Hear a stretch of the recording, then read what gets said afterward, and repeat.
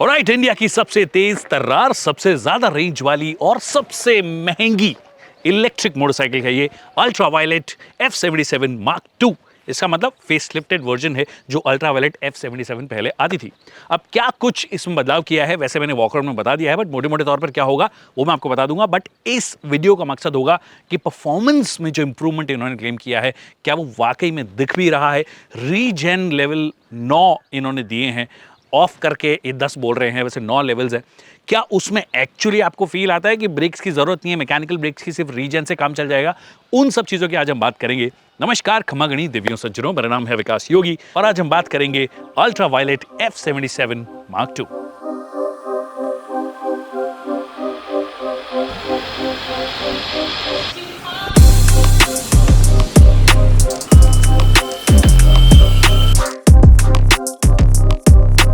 तो जैसे कि मैंने कहा, देश की सबसे महंगी मोटरसाइकिल है, इलेक्ट्रिक मोटरसाइकिल आप ले रहे हो। इनफैक्ट रेगुलर मोटरसाइकिल से मैं बात करोगे तो काफ़ी महंगी है। 3,99,000 इसकी एक शोरूम प्राइस है। वैसे जनरली मैं बोलूँ, हमेशा मेरा ये बिलीफ सिस्टम है अभी तक तो, कि जब तक इंफ्रास्ट्रक्चर पूरा ढंग से बन नहीं जाता है तब तक आप इसको प्राइमरी व्हीकल के जैसे यूज़ नहीं कर सकते हो। अगर ये एक स्कूटर होता या फिर एक एंट्री लेवल मोटरसाइकिल होती तो समझ में आता कि आप एक शहर में चला रहे हो, अपना काम किया, 80-100 किलोमीटर 150 किलोमीटर आपका काम हो गया। अब ये मोटरसाइकिल है, ये थोड़ी सी स्पोर्टी स्टांस वाली है। मैं आपको बैठ के अगर दिखाऊं तो इन्होंने बोला है कि ये जो मोटरसाइकिल है ये बीच में बैठती है स्ट्रीट वर्सेस जो स्पोर्ट्स या सुपर बाइक्स जो होती है उसके बीच में। अब बीच में बैठती है, बट मैं एक्चुअली ढंग से बीच में नहीं बैठ पा रहा हूँ जिससे कि मैं कंफर्टेबली चलाऊं, क्योंकि अगर मेरी जितनी हाइट है 5'6", मेरे हाथ यहाँ तक पहुँच रहे हैं, मेरे को झुकना पड़ रहा है। ऑफकोर्स थोड़ा तो झुकना पड़ेगा ही। और चलाते वक्त जब आप इसको स्पेशली हाई मतलब बैलिस्टिक मोड में चला रहे हो तो ऑटोमेटिकली यू टेंड टू थोड़ा सा झुक जाते हो। उस हिसाब से क्या आप इसको शहर में डे टू डे चला पाओगे? अगर आप ड्यूक 390 प्रजाति के हैं तो आप इसको डेफिनेटली चला पाओगे। मुझे लगता है कि थोड़ी सी रिलैक्स्ड और होनी चाहिए थी जिससे कि शहर के हिसाब से बन पाए।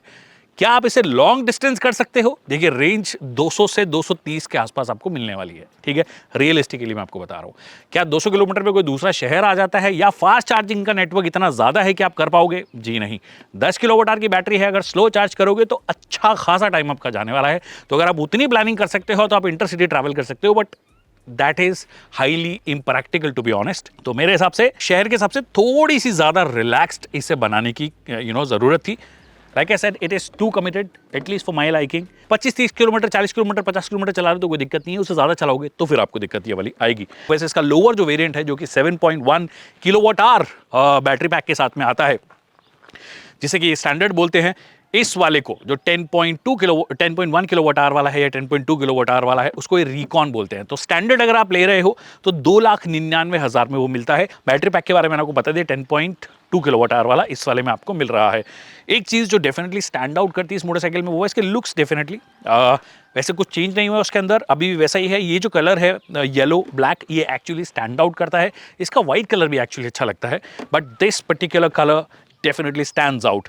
एक और चीज़ जब मैं शहर की बात कर रहा था और मैंने मिस कर दिया वो ये कि जो गाड़ी का पूरा वेट है ना वो फ्रंट में ही है। This is top heavy, this is front heavy, क्योंकि जो बैटरी पैक है वो यहीं पर ही प्लेस किया गया है। मैं आपको फोटो दिखा दूंगा या वीडियो दिखा दूंगा, यहीं पे बैटरी पैक लगाया गया है। इनके हिसाब से इन्होंने से बोला कि डिज़ाइन जो है इसमें एक भी अपैरेंट कोई बहुत ही क्लियर नट वगैरह आपको नज़र नहीं आता है, कोई बोल्ट नज़र नहीं आता है, जो कि डिज़ाइन लैंग्वेज में डेफिनेटली अच्छा जाता है। अच्छे कट्स एंड क्रीजेस हैं, सारी चीज़ें हैं। बट जैसे मैं बोला, टॉप हैवी है और फ्रंट हैवी है। तो अगर आप इसको यू टर्न ले रहे हो, अगर आप लंबे भी हो तो आप समझ लीजिए कि आप जिम्नी को यू टर्न कर रहे हो, इतना आपको दम लगाना पड़ता है इसके अंदर। और अगर इसको आप स्टैटिक को ही आगे पीछे कर रहे हो, अच्छा रिवर्स मोड है। अगर रिवर्स मोड नहीं है, कोई आगे पीछे कर रहा है तो फिर ये वेट दिखाएगी। स्पेशली फ्रंट से बहुत ज़्यादा भारी ये चीज़ लगती है। कुछ चीज़ें अच्छी हैं, अगर पहाड़ों वहाड़ों में चला रहे हो तो हिल होल्ड आ जाता है और तुरंत एक्टिवेट हो जाता है। आपने ब्रेक मारा, थोड़ी सी देर में एक्टिवेट हो जाता है और हमेशा एक्टिवेटेड ही रहता है जब तक आप या तो रेस नहीं दो या वापस से ब्रेक ना दबाओ। तो वो चीज़ है। बट शहर के हिसाब से वो जो चैलेंजेस हैं वो इसके साथ में आ गए हैं, और हाईवे वाले जो चैलेंजेस हैं उसके बारे में ऑलरेडी बोल चुका हूँ। क्या आप इनसे काम चला सकते हैं? तो डेफिनेटली आप ये गाड़ी ले सकते हैं, बट सिंगल बंदा अगर टूर कर रहा है तो ज़्यादा बेहतर है, क्योंकि ये फर्स्ट फ्लोर पे बैठने वाली जगह है। यहाँ पे आप देखोगे आपकी वाइफ, आपकी गर्लफ्रेंड, आपके घर में कोई भाई बहन जो भी है, अगर आप उनको बिठा रहे हो तो डेफिनेटली थोड़ा सा जो वो टिपिकल स्पोर्ट मोटरसाइकिल्स वाली बात आती है वो इसके अंदर आ जाती है।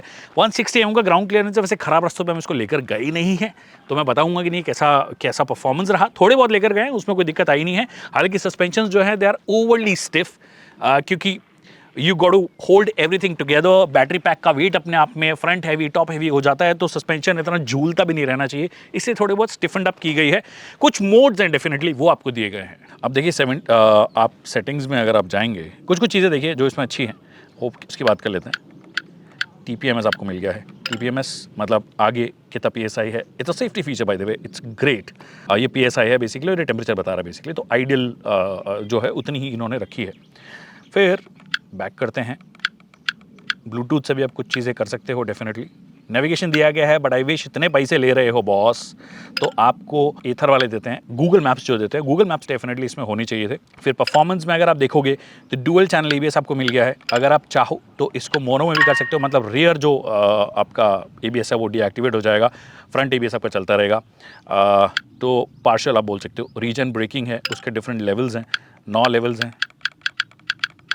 कंप्लीटली ऑफ भी कर सकते हो, हमने 9 पे किया हुआ है। ये कैसा काम करता है इसके बारे में थोड़ी देर में बात करते हैं, परफॉर्मेंस में जब बात करेंगे।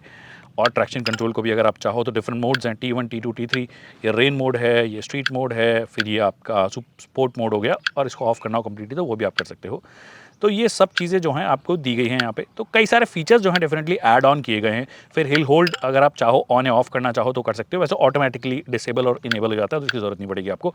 तो मोटे मोटे तौर पर बहुत सारी चीज़ें दी गई है। फिर आप ये देख रहे हो रेंज डिफरेंट मोड्स में अलग अलग दिखाता है। ये ग्लाइड मोड दिखा रहा है, मेरे को अगर चेंज करना है, कॉम्बैट में 143 हो गया,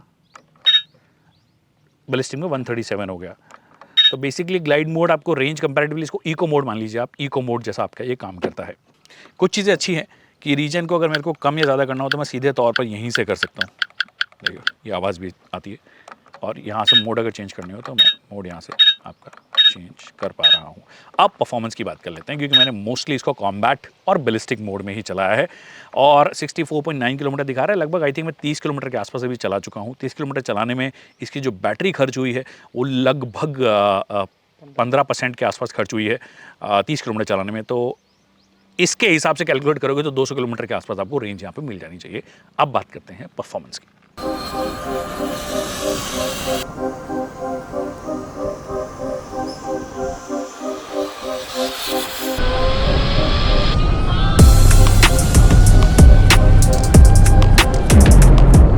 Alright, now let's talk about the performance, क्योंकि भैया उसी के नाम पर ये मोटरसाइकिल बेची जा रही है।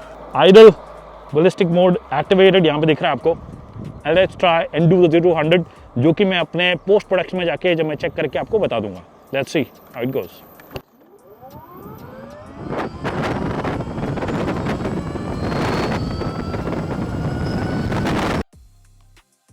सबसे मुख्य बात, जो सबसे बड़ा बदलाव इन्होंने किया है, रीजन R9 पे हूँ मैं, और टेक्निकली इनके हिसाब से रीजन इतना ज़्यादा पावरफुल है कि अगर आप मैकेनिकल ब्रेक यूज़ नहीं करते हो तो गाड़ी अपने आप रुक जाती है। अब देखिए रुकती तो है और बहुत ज़्यादा टाइम लगता है। आई रिमेंबर एथर 450X में जो आता है उनका रीजन, और रेस्टा में जो रीजन आता है, और इनफैक्ट ओला में जो रीजन आता है, I somehow find those more powerful. हो सकता है इसके वेट की वजह से भी वो एक रीज़न हो, बट अभी जैसे मैंने मारा काफ़ी टाइम लग रहा है एक्चुअली, जबकि मैं टॉप मोस्ट उस पे हूँ, R9 पे मैंने किया हुआ है।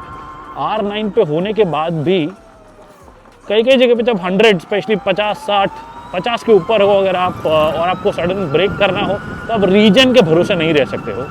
आपको लिटरली मैकेनिकल ब्रेक्स जो हैं, जो फ्रंट ब्रेक्स हैं, वही अप्लाई करने पड़ेंगे। क्योंकि रेयर ब्रेक जो है ना, वो तो एक्चुअली कोई काम के नहीं भी हो तो भी कोई फ़र्क नहीं पड़ेगा, क्योंकि उनका होना और नहीं होना बराबर है।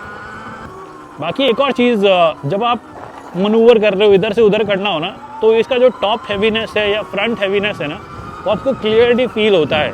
और अगर आपको क्विक यू टर्न्स मारने हो तो भैया टर्निंग रेडियस एक्चुअली बहुत ज़्यादा इसका ना फील होता है, काफ़ी ज़्यादा फील होता है एक्चुअली। उसके अलावा पावर जो है एक्चुअली अच्छी खासी है, 40 HP पावर है इस वाले मॉडल में।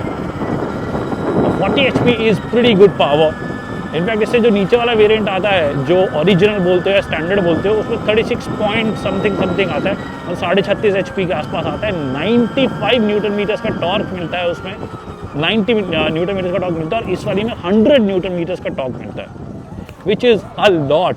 That means if you have a clean road like this one,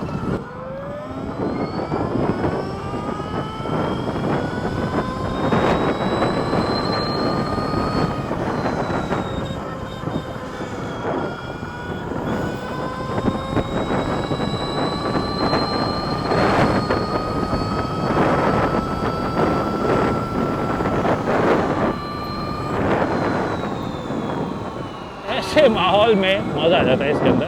और अगर आप बलिस्टिक मोड में हो, like I am right now, boss उड़ती है ये, इट फ्लाइज, बट रेंज जो है वो तुरंत ड्रॉप होना शुरू हो जाती है। चलाने में अच्छी है, लॉन्ग डिस्टेंस ट्रैवल करना आई एम नॉट श्योर कितना कंफर्टेबल होगा, वो डिपेंड करता है पर्सन टू पर्सन। अगर आप ऑलरेडी स्पोर्ट्स बाइक चला रहे हो तो आपके लिए उतना प्रॉब्लम नहीं होना चाहिए, बट लॉन्ग डिस्टेंस में अगेन वो चार्जिंग वाला एक दिक्कत है। Otherwise it's a motorcycle which is entertaining for sure. Motor की आवाज़ जो है वो काफ़ी ज़्यादा है, तो आपको आदत पड़, वैसे ये एक अच्छी भी बात है, एकदम साइलेंट होगी तो लोगों को पता नहीं पड़ेगा कि पास से कुछ गुजर रहा है। और मोटर की आवाज़ कंपैरेटिवली थोड़ी सी ज़्यादा मुझे लगती है। ऑल्सो चेन जो है, क्योंकि इसमें चेन यूज़ की है, you don't have the belt system, chain जो है भी आवाज़ आती है। इनफैक्ट कई जगह पे फ्रिक्शन की आवाज़ आती है, स्पेशली मेरी बाइक में, मैंने दूसरी बाइक में चेक किया, उसमें भी आवाज़ आती है। तो स्लो स्पीड करते हो तभी भी आपको आवाज़ आएगी। हम नॉट चाह, आप सुन सकते हो नहीं सुन सकते हो।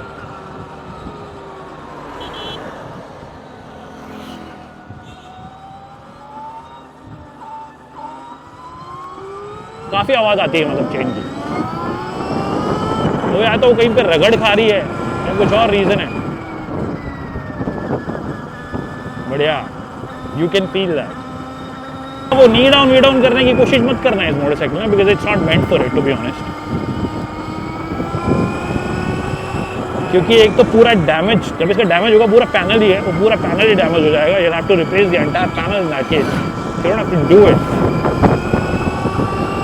तो ग्लाइड मोड में आराम से चल रही है, धीरे धीरे थोड़े से खराब रास्ते पे भी उतार लेते हैं, जो रोड के साइड में ही आ रहा है। अब यहाँ पे अगर आप देखोगे तो सस्पेंशन थोड़े से स्टिफन्ड अप आपको लगेंगे। ये तो मिट्टी है, ये थोड़े पत्थर है, कंकड़ पत्थर। यहाँ पे you can feel the weight as well, you can feel कि कितना स्टिफन्ड अप है सस्पेंशन। बट अगर परफॉर्मेंस फ्रीक हो तो फिर आपको वो स्टिफन्ड अप सस्पेंशन ही चाहिए होता है।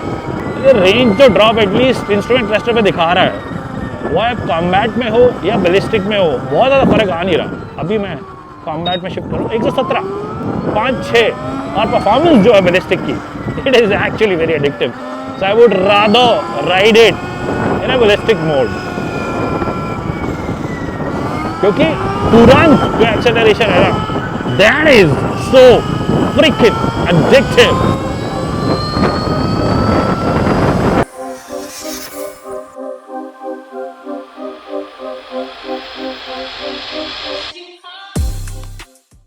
I've explained everything जो मेरे को लगा इस मोटरसाइकिल के बारे में, पर सबसे मुख्य मुद्दा, क्या ये आपकी एक प्राइमरी मोटरसाइकिल हो सकती है? क्या आप इसको कंसिडर कर सकते हैं एज अ प्राइमरी व्हीकल? देखिए नहीं, अगर आपके पास ऑलरेडी 2-3 गाड़ियाँ हैं, 2-3 मोटरसाइकिल्स है और आप एंथुजियास्ट हैं, मोटरसाइकिल एंथुजियास्ट हैं, और आप चाह रहे हो कि गराज में एक और इलेक्ट्रिक मोटरसाइकिल आ जाए, मतलब या एक इलेक्ट्रिक मोटरसाइकिल आ जाए जो कि अच्छी परफॉर्मेंस भी आपको ऑफर करती है, तो डेफिनेटली आप इसको कंसिडर कर सकते हो, वहाँ पे कोई दिक्कत नहीं है। बट अगर आप चाह रहे हो मेरा प्राइमरी व्हीकल है, मैं one city to another city commute भी कर लूँगा, अपने शहर में भी कम्यूट कर लूँगा, कंफर्टेबल होगी, सारी चीज़ें होंगी, तो डेफिनेटली उस काम के लिए ये मोटरसाइकिल नहीं है। It is made for a special purpose and that's why a very few people have bought it. जो मार्क 1 है, क्योंकि ये मार्क 2 है तो उसको मार्क 1 बोल सकते हैं, मार्क 1 जो है उसको अभी तक टोटल 400 लोगों ने खरीदा है।